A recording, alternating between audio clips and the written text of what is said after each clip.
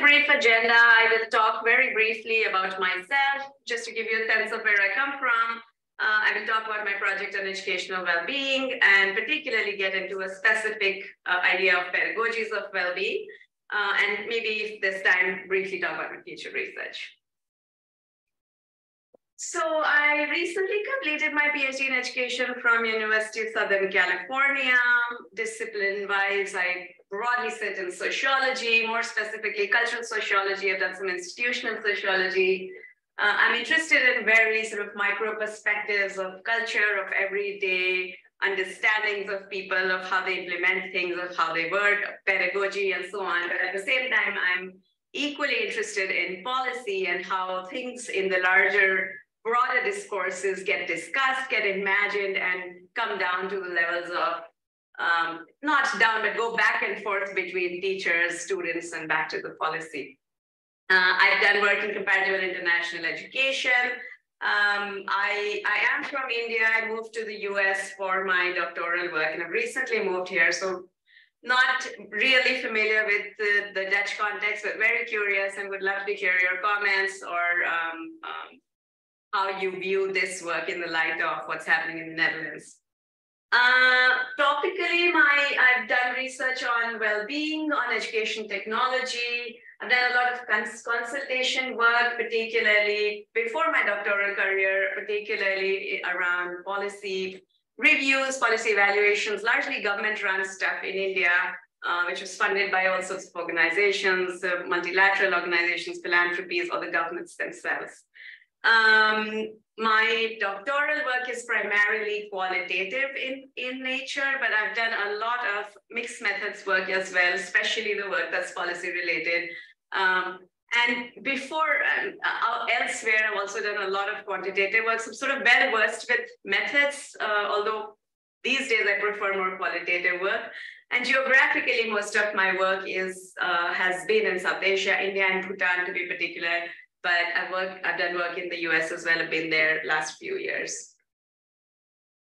So moving on to educational well-being and why I call it and what have I done in it. So I've done a bunch of things in this sort of larger banner of what I call educational well-being, and other people use different terms. To just talk about a few things I've done some work with the government of Bhutan. They have a holistic education program. Bhutan is a very interesting context because they focus really nationally. They focus on happiness, on measuring indices that are more related to happiness. So they wanted to sort of rehaul their education system and imagine education more holistically. So I worked with the Majesty's Secretariat there to sort of, as a consultant, to sort of think through how to imagine this holistic reform with well-being at the center of children and teachers' lives. I've done some work in Los Angeles with the incarcerated youth, where some social emotional learning interventions were implemented in the prisons. And so we were trying to see how those incarcerated youth were making sense of these interventions that are very specifically called social emotional learning. I'm also interested in lifelong learning. So I've done some work with modern yoga teachers on how they teach and learn to be, how they teach and learn this sort of embodied project of well-being and sort of imagined well-being in terms of practicing it day in and day out. And how does the embodied teaching learning take place? This particular project that I'm going to talk about today was my dissertation and is largely based in India and the US. It's a comparative ethnographic study. And it focused mostly on schools, on interventions that are sort of similar in this group of what I call social emotional learning, or there are various names, 21st century skills, life skills. I know in Netherlands, the preference is to call it skills for life or life skills. They're often combined with vocational education. It's there is some people call it non-cognitive skills because these aren't like your language, math, and so on. So there are a lot of names, a lot of definitions going around, but several things are common, and one of them is certainly at the center of these discussions is the well-being of of students and sometimes teachers as well. All right, so I think it's sort of hard to disagree that we're in the middle of a crisis, and whether it's economic, environment, climate, but especially health and well-being. And children and youth seem to be at the center of this crisis. There are innumerable reports around, pretty much from every country, around school dropouts, bullying, suicides, increasing rates of all of these. And there is this alarm, this sort of concern that generally health and well-being is on the decline or is something that we should do something about. Some countries are better off than others, of course, but as UNICEF, but as reports would tell you, that it's only a question of being relatively better. There does not appear to be a strong correlation between high GDP per capita and well-being. So even the countries that seem to be doing very well, globally speaking, are struggling in various ways. And of course, the COVID pandemic has made things worse. It's really exacerbated the crisis, crystallizing it on the lines of familiar fault lines, so to speak: race, class, gender, and so on. It's affected those groups the worst. This is one of the first maps, the map on the background, one of the first maps of, first published maps of world happiness. There are many such floating around right now. I don't know, there's one on youth well-being and so on. And I mean, some of them are more rigorous than others, but I think it just gives a sense of just like the larger interest in talking about well-being or lack thereof. And surely there has been a global education policy response, and some people have mapped it historically, but at least in the last 20 years or so, there has been a heightened response. The World Health Organization did a bunch of work in defining health and well-being measures, especially with European Union. UNICEF with the UN with their Sustainable Development Goals has really focused sustainable education, global citizenship, and formed an institute called NGIEP, which is tasked with specifically social emotional development and holistic sort of development. We had them present last month at the Learn seminar.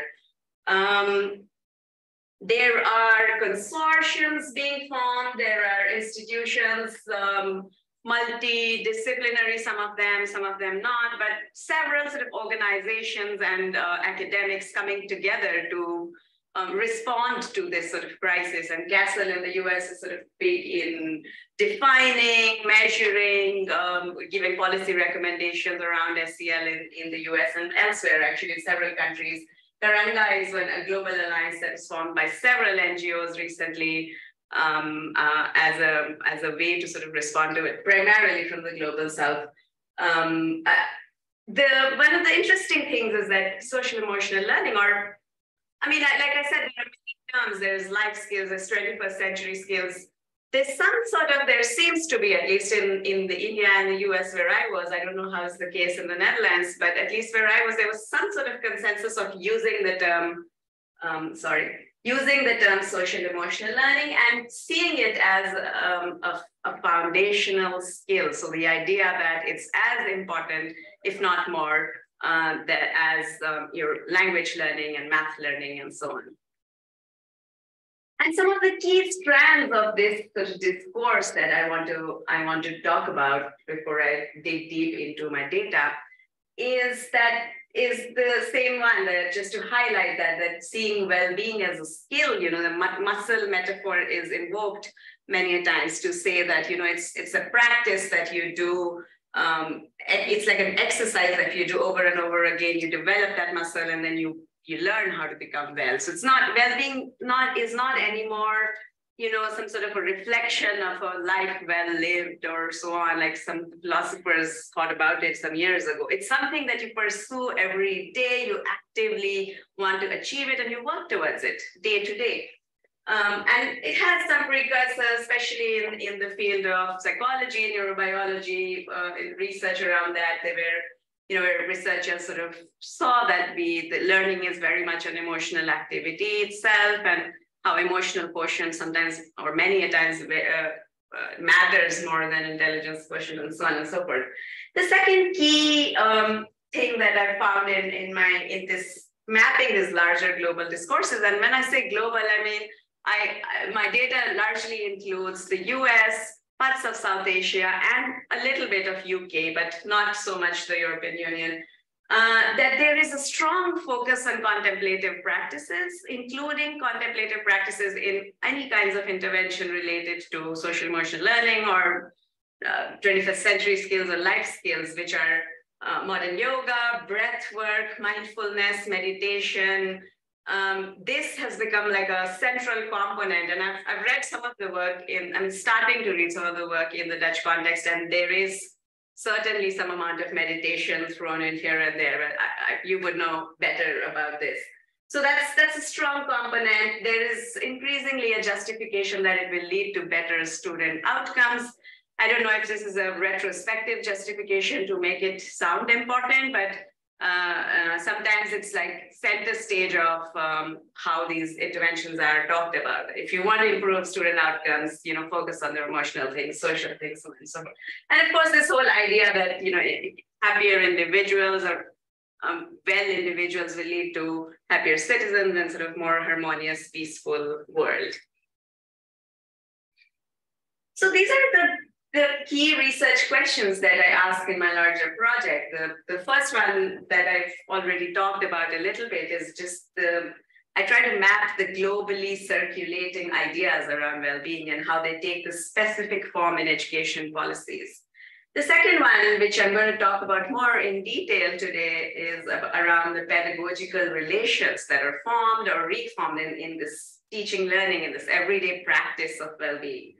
And the third one sort of relates to both, and how do these issues around discourse as well as material relations, pedagogical relation, interact with the democratic aims of education and issues of inclusion, equity, and so on. And so in most of my work, I take this view that we have to keep the macro and micro both at the same time, because it's sort of incomplete to study one picture without the other. My methods are ethnographic. Why ethnography? It's a thick description of culture, and many of you would be familiar, would know this, but just to reiterate, it doesn't impose any sort of deductive structure of to the meaning making that people are doing themselves. Positionality is very important. So where you come from, where I come from as a researcher, how does it change how I view things is an important factor around conducting an ethnography, and I can talk about it later if people are interested in that. This is a multi-sited ethnography, which sort of, where the site of ethnographic investigation is less important than the object of investigation. So what you're pursuing is really a particular object of investigation, and if it takes you to different sites, more than one sites, then you do that. That's the premise in a modern world where you're technologically very connected and where time space have become like these very malleable and flexible things. That's one way of researching, right? I did 15 months of field work, largely in India and the US, many sites in India, but a few sites in the US. The US work was primarily conducted online. I wanted to do it in person, but COVID happened, and thanks to technology, I was able to do virtual fieldwork. I chose India primarily because India is considered sort of this epicenter of some of these core ideas of well-being, especially with the inclusion of contemplative practices. Even though they're modern, they're sort of traced back to some form of Eastern either religion or the current spiritual traditions. And I chose US as part of the ethnographic investigation because there were several interconnections with people and organizations that were made in this construction of a particular intervention that I'll talk about in a minute. So this work is in conversation with three broad literatures. I want to say social emotional learning is, I call it social emotional learning, but it's all those terms that I've been talking about in education. There's an emerging body of research. I think it's largely around the efficacy of interventions or how to design them, how to measure them. There's a lot of work from a psychological perspective, but much less work from day-to-day sociological, cultural perspective. And so that's where it adds to this comparative education, of course, because I'm taking multiple sides and how they're talking to each other, and the literature on well-being, which has really exploded in the last decade or so. But again, contributions from educational end are sort of still emerging. All right, so let me get into the pedagogies of well-being that I'm talking about in detail. The reason there's something interesting about studying pedagogy and well-being together. One, that pedagogy, even though has 1,000 definitions, multiple meanings assigned to it, from very instrumental to very philosophical, but it remains primarily under-theorized, as some scholars have noted. And at the same time, the project of well-being, which has become the project of self-improvement in this case, as I was discussing, is sort of inherently pedagogical. So you're always learning or teaching yourself to be well. And so the intersection of it sort of makes room for newer ideas, I feel. My own orientation towards pedagogy comes from the German philosopher Herbart, who sees pedagogy neither as theory nor as practice, but as structures of instant acting. He uses the term tact, and a tact where you're some sort of embodied sense of action and day-to-day responses take place. So just to remind you, we're looking at how our pedagogical relations formed and the explicit articulations towards student well-being and how they interact with our relations. So what I'll do now is I'll give you a brief context of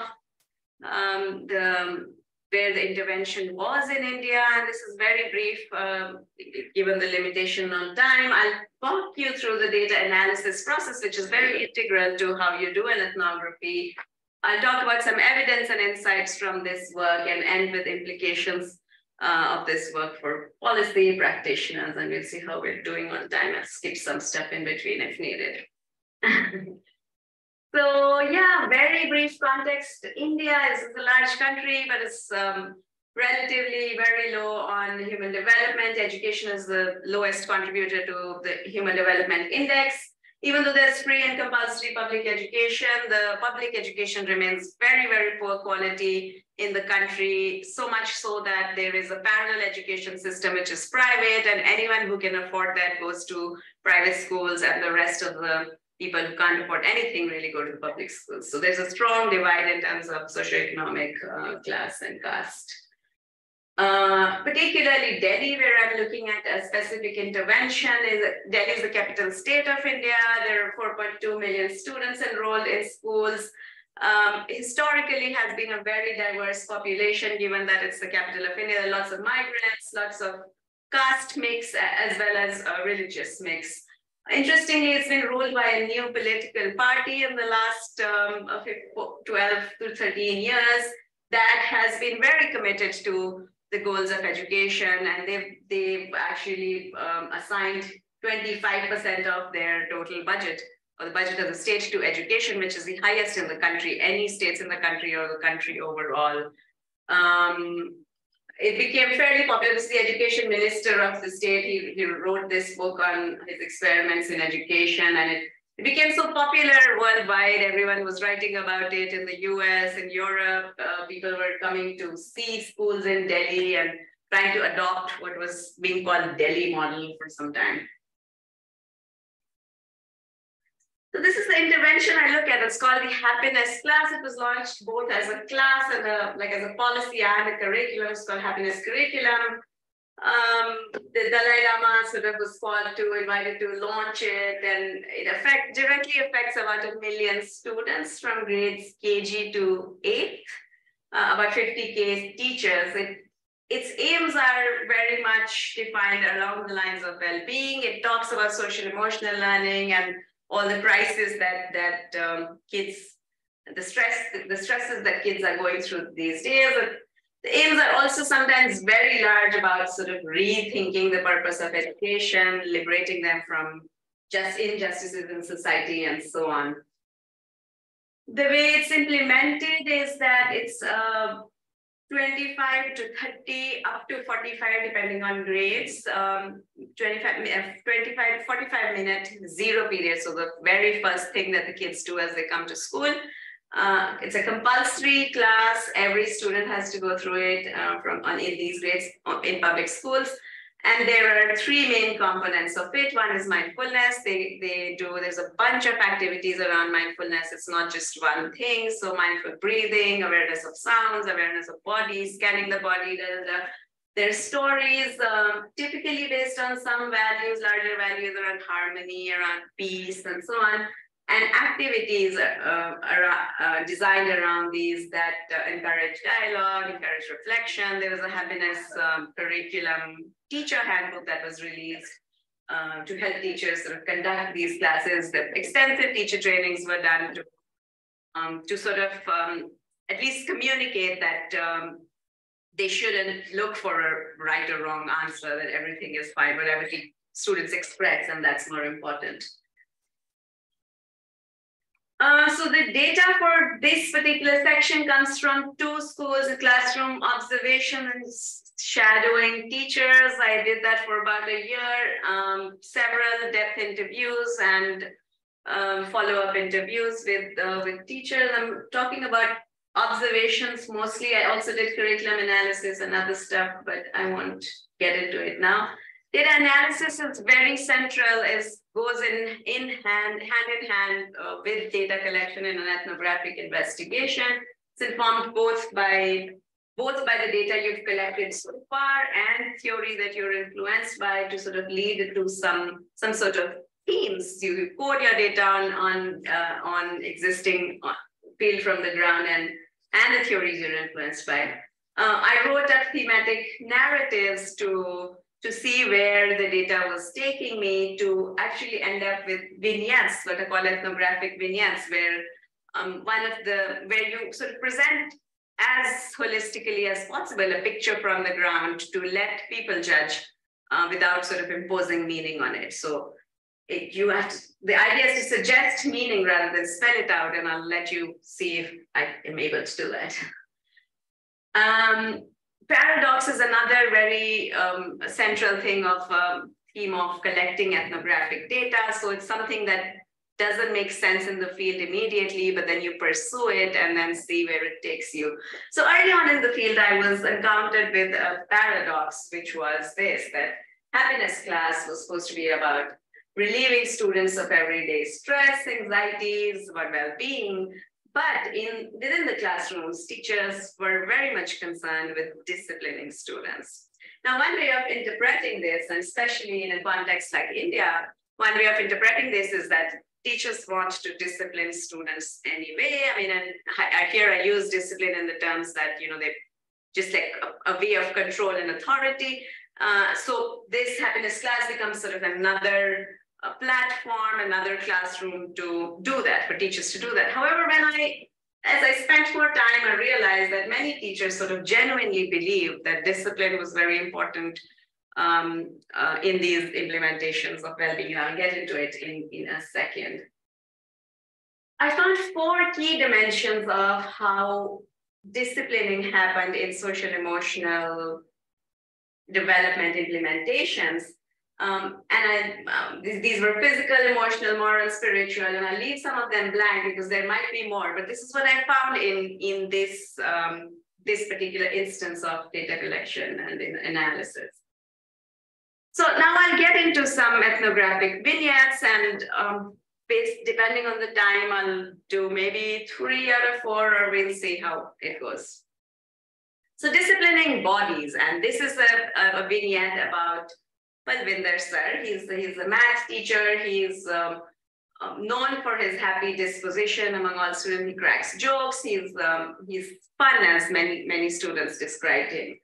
There's a body scan exercise going in the daily happiness class, and he asks he asked the whole class, how do you feel? And one of the students expresses some discomfort in his stomach, and immediately goes, you go to the bathroom this morning. There's obviously a laughter in the class because he's trying to ask, it's sort of very directly asking students something, and because the student doesn't reply something, but then the sir sort of assumes that the student he probably did not go, and then he goes on to say, to lecture almost, how then will you feel all right?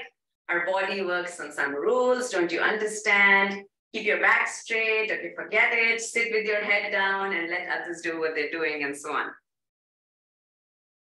He later conversations with him, I found out that he's a strong disciple of a very famous and somewhat controversial guru in India, who's a practitioner of yoga and also increasingly very right-wing and nationalistic and so on.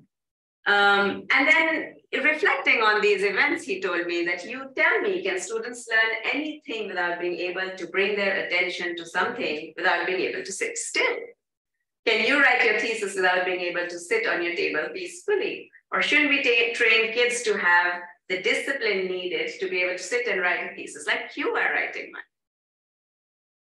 Now, I thought these were reflective questions, really. They're, for sure, you need to sit for hours to be able to write a dissertation, that much I know. But I also say reflective because some sort of physical discipline, and researchers have found that out, is needed for learning, some sort of being able to sit still in early childhood. Montessori education makes a very strong connection between the hand and the hand and the work you're doing. So the role of really the physical manipulation. However, his style of inculcating this physical discipline, so to speak, on most occasions make students feel ridiculed. I will leave this here and I'll get on to our next ethnographic vignette. This one is about emotions. It's about Tanya ma'am. She's a guest teacher. A guest teacher is more like a temporary job. It comes with very few benefits, it's not a sought after position, a very vulnerable sort of position. You can be thrown out anytime and so on. But most teachers told me that she's a very sincere teacher. She's a sole-bred earner in an all-female family. And in an activity in her class that explored parent-teacher relationship, she reads from the book, What Are Your Parents' Expectations from You? And she catches a girl sobbing and she asks her what happened, but before the girl could respond, she really interrupts and says, this is not a matter of crying. Stop crying. Girls don't cry. Girls are very strong, and so on. And mind you, these are happening. This stuff is happening in that SEL intervention class on a day-to-day basis. Reflecting on what unfolded that day later, she told me that I genuinely believe in the advice I gave to that girl. And she's saying we girls, including you and me, included me in that advice that she was giving, that we have to become stronger. And we know that emotion is a sign of weakness, but that's not how world sees it. And can she cry in an interview? I'm trying to prepare her for sort of life in giving this advice. If I sit and cry that my job is not permanent or this and that, what will be the use? So really sort of trying to see that her own sort of concern to help others came from her position, her position as a female member in a soul-bred earning role. And despite a genuine intention to help, I think what was missed was really a pedagogic moment, an opportunity to address or just hear out what the girl was going through, maybe even consult her or send her to the school counselor or something like that. I mean, I think she just sort of jumped that to, I interpret it as to sort of tell the advice that her own moral world defined what she should be doing. The third one is around disciplining morals, and this is about Anita ma'am, who's the physical education teacher. She is responsible for overall discipline of the school. I was told many times, but I didn't understand what that meant, honestly. She was always found with a stick with her in her hand. I never seen her use it, but she used to, just like wave it in the air for whatever reason you can imagine. So there was this is Prime Minister Narendra Modi. He was giving a Fit India movement speech, which was being projected in a big hall in the school. It was live projected. It was a mandate to project in all schools, to broadcast in all schools. And it was curious because it was a large hall, over 100 students, over 25 teachers. Absolutely no one that I could see was listening to what the Prime Minister was saying. It was a hot day in Delhi summer and students were agitated. Anita ma'am was sitting with a microphone in her hand, and every now and then she sort of said, listen to the speech, don't chat, don't do this, don't do that. And the speech ends with, and students are asked to stand up and sing the national anthem. And clearly the students were very frustrated and ended up started yelling the national anthem totally out of tune, to the much surprise of like Anita ma'am, and they were really like, they couldn't tell what to do. So she started screaming in the microphone herself, like saying properly. There was like mini audio competition between the students and the teacher. Students obviously won with their strong enthusiasm and loudness, and Anita ma'am sort of ended up saying in the microphones, ill-mannered students before putting it off. I don't think it's unusual in schools in India. I don't know about Netherlands if these kind of things would happen, but while reflecting on what happened that day, Anita ma'am told me that, her view of how to be with these students sort of came in front. And she said they come from families that have no sense of order, right or wrong. They don't know how to behave and be in front of others. What if there was a test going on in the neighboring class? Is it okay to disturb other students? There's also a hospital outside the school building. The patients might get disturbed. And these things have to be internalized internally in our souls. They have to be realized internally. I thought like these were very sort of genuine social moral concerns of thinking what noise levels mean to people, like people around you or buildings around you.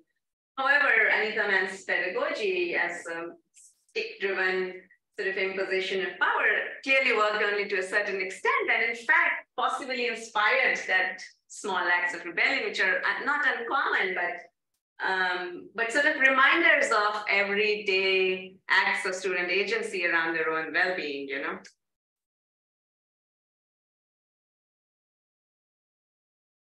Okay, the final one is around spiritual disciplining, and this is what Rashmi ma'am, who was happiness class coordinator of every school, had one of these coordinators. She self-nominated for it. She's a strong believer in mindfulness and practitioner herself. And I'm just having a conversation with her about discipline, and she goes on to say, if discipline is all that bad, then why do we as adults struggle to keep our smartphones down even when our eyes hurt or when we have many more important things to do?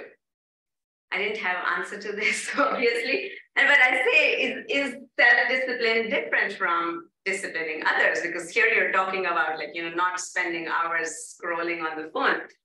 So she immediately says that the problem is how to teach self-discipline to students who've sort of never seen it before.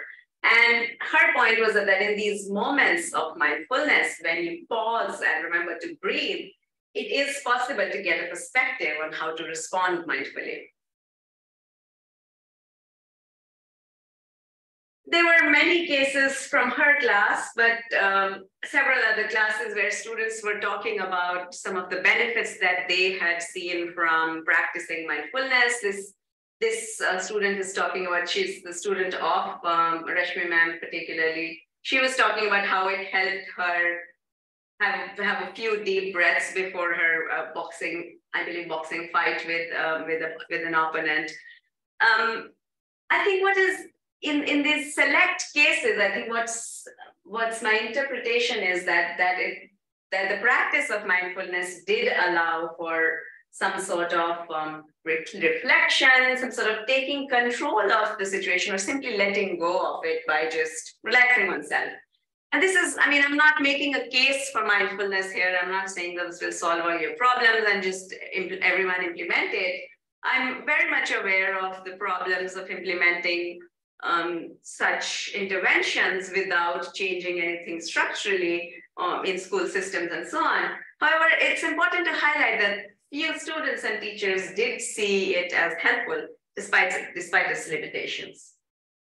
So I'm closing the data here and zooming out a little bit to talk about some of the key insights that I draw from the data I presented and some more data that I did not present.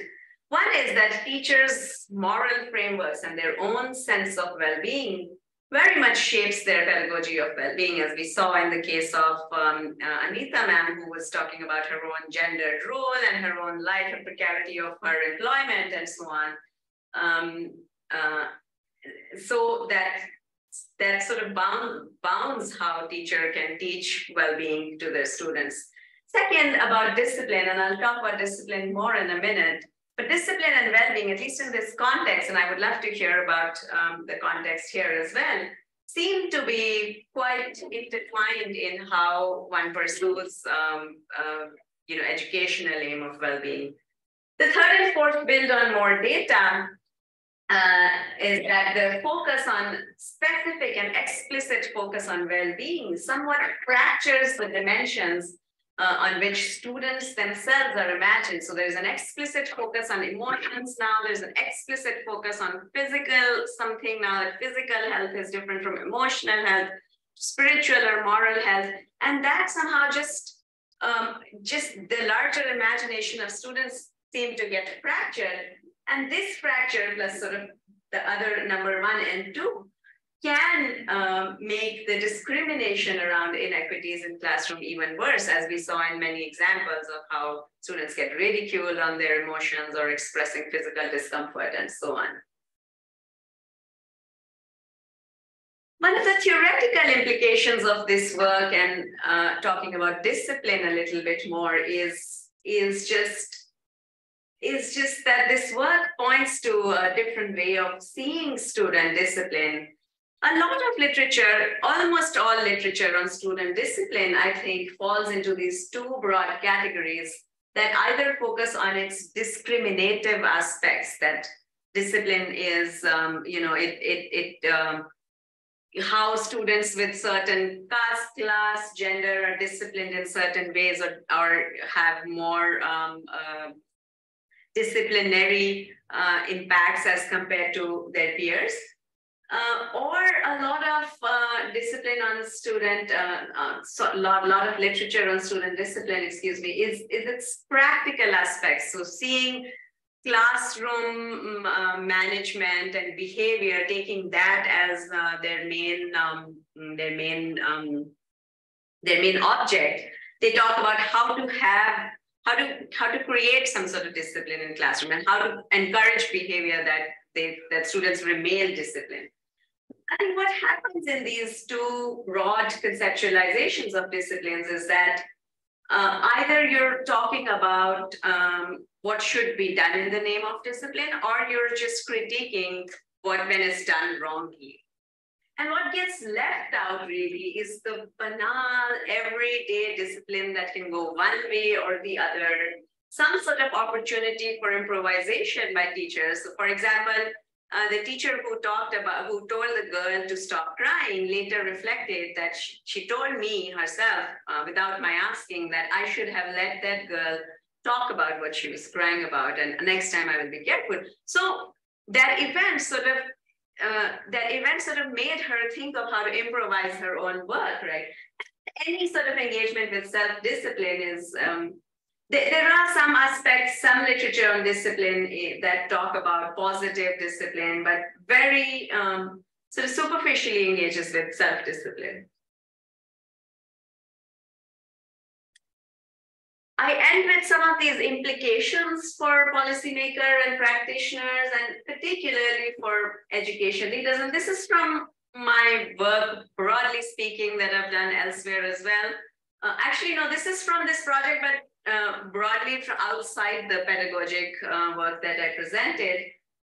So one of the things that I say always is to prioritize teacher well-being, as we've seen how intertwined it is with their own moral beliefs and how they think, how well they feel themselves. And this obviously means the material conditions of schools, of the school structure, system, and so on, but also sort of working with teacher beliefs and frameworks, as opposed to adopting or transmitting a skill set, saying that this is just a skill that you need to learn and teach others.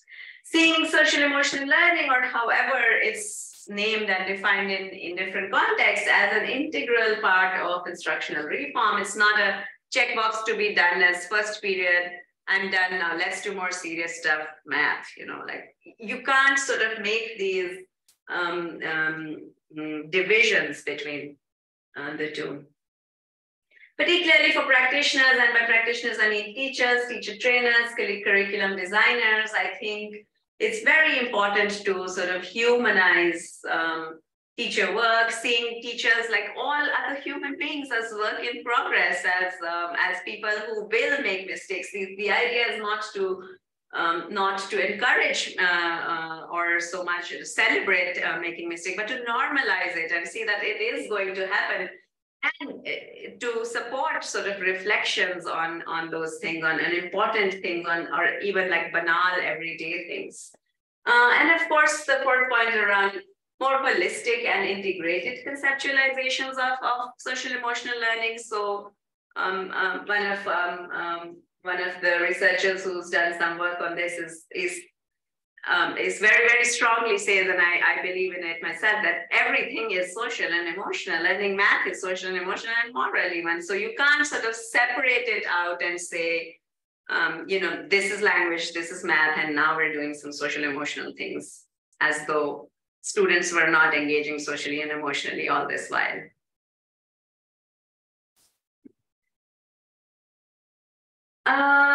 And very briefly, my next work brings together my interest in education technology and well-being.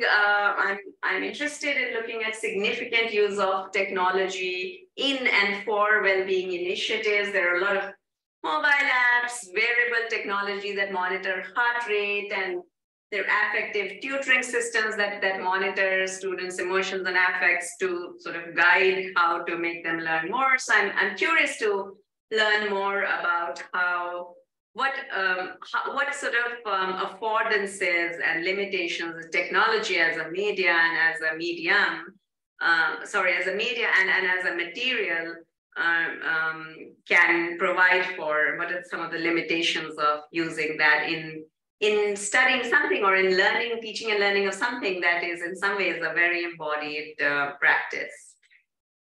So I will end there. Thank you so much.